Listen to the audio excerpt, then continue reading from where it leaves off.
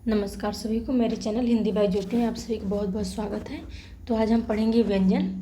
व्यंजन का मतलब होता है कि ये ऐसे वर्ण होते हैं जिनको उच्चारण करने के लिए हमें स्वरों की सहायता लेनी पड़ती है, या फिर हम यूँ कह सकते हैं कि बिना स्वर के हम इनको उच्चारित नहीं कर सकते हैं। जैसे उदाहरण के तौर पे मैंने लिखा है कि क, तो क जो है अगर बिना स्वर के हम लिखेंगे तो उसके नीचे हलंत लगेगा और हम इसको उच्चारित नहीं कर सकते हैं जब तक कि हम इनका प्रयोग शब्दों के रूप में ना करें।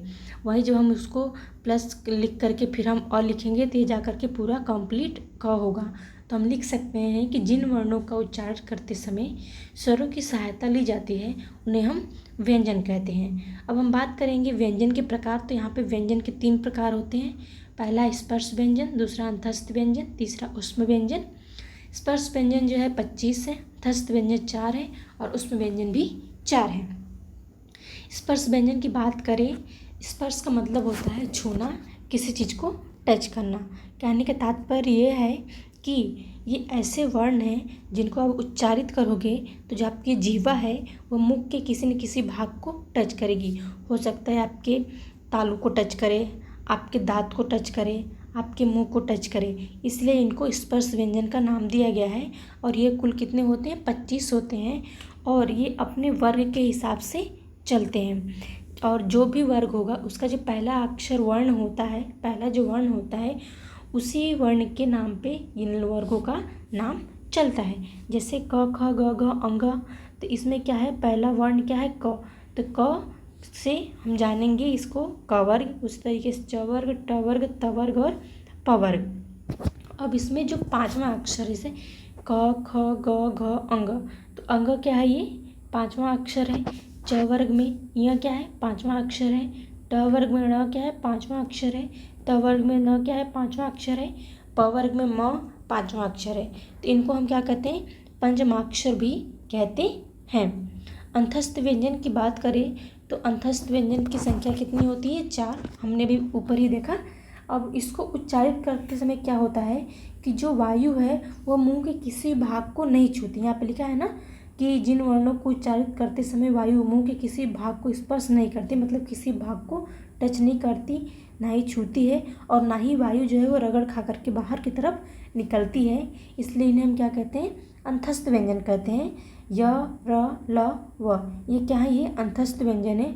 अब इसमें जो य और व है ये अर्धस्वर और अर्ध व्यंजन भी माने जाते हैं। ऊष्म व्यंजन की अगर हम बात करें तो ऊष्म का मतलब ही होता है गर्म। ठीक, तो ये ऐसे वर्ण हैं जिनको उच्चारित करते समय जो वायु है हमारे मुख से जब बाहर आएगी तो वो गर्म होकर के बाहर की तरफ आएगी, उसे हम ऊष्म व्यंजन कहते हैं। जैसे श, श, स, ह। ठीक, तो यहाँ पर मैंने लिखा है जिन वर्णों का उच्चारण करते समय वायु तेज गति से गर्म ऊष्म होकर के निकलती है उसे ऊष्म व्यंजन कहते हैं। उदाहरण के लिए श, श, स, ह। अब आगे हम बात करेंगे हिंदी की कुछ और ध्वनियाँ, जैसे ढ़ और ढ। हाँ, ध्वनियों का भी प्रयोग हिंदी में किया जाता है, लेकिन ये जो ध्वनियाँ हैं ये ड और ढ से एकदम ही अलग होती हैं, उच्चारण की दृष्टि से भी और प्रयोग की दृष्टि से भी। ड और ढ की बात करें तो इनका जो प्रयोग होता है केवल शब्दों के मध्य और अंत में किया जाता है, जैसे सड़क, पढ़ाई। हाँ, वही ड और ढ की जो बात करते हैं हम, तो जो ड और ढ है ये शब्द के शुरुआत में भी प्रयोग किए जा सकते हैं, मध्य में भी प्रयोग किए जा सकते हैं और अंत में प्रयोग किए जा सकते हैं। जैसे डिब्बा, गड्डी, बुढ़ा, ढक्कन, गड्ढा, ढाल आदि। अब हम बात करेंगे संयुक्त व्यंजन। संयुक्त व्यंजन वो व्यंजन होते हैं जहाँ पे हम दो अलग अलग व्यंजनों को मिला करके कोई तीसरा व्यंजन का निर्माण करते हैं या फिर कोई तीसरा व्यंजन बनता है, उन्हें हम संयुक्त व्यंजन कहते हैं। संयुक्त का मतलब होता है कि किसी चीज़ को जोड़ना। हाँ, तो यहाँ पे जो संयुक्त व्यंजन है वो 4 प्रकार के हैं, 4 होते हैं।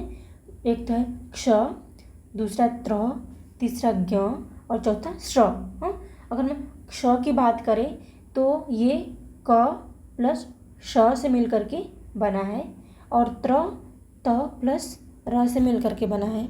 उसी तरीके से जो ज्ञ है आपका ज प्लस य से मिल करके बना है और जो श्र है आपका स प्लस र से मिल करके बना है। द्वित्व व्यंजन, द्वित्व व्यंजन वो व्यंजन होते हैं जहाँ पे दो समान व्यंजन, हाँ, जहाँ पे दो समान व्यंजन आपस में मिलते हैं उन्हें हम क्या कहते हैं, द्वित्व व्यंजन कहते हैं। और जब हम इनको शब्दों में प्रयोग करते हैं तो जो पहला व्यंजन होता है वो क्या हो जाता है, आधा हो जाता है, उसी को हम क्या कहते हैं, द्वित्व व्यंजन। जैसे क प्लस क, तो यहाँ पे हम देख रहे हैं कि जो पहला व्यंजन है वो आधा है, दूसरा पूरा है। तो अगर हम शब्दों में इनका प्रयोग करें तो हो सकता है पक्का, कच्चा भी हो सकता है। हाँ, इसी तरीके से स की बात करें तो रस्सी, गुस्सा आदि। इस तरीके से हम बोल सकते हैं कि जब दो समान व्यंजन आपस में मिलते हैं तब क्या होता है, वो द्वित्व व्यंजन कहलाता है। अगर मेरी वीडियो आप लोगों को अच्छी लगी हो तो वीडियो को लाइक, शेयर एंड सब्सक्राइब जरूर करिएगा। और मेरी वीडियो देखने के लिए आप सभी का बहुत बहुत धन्यवाद।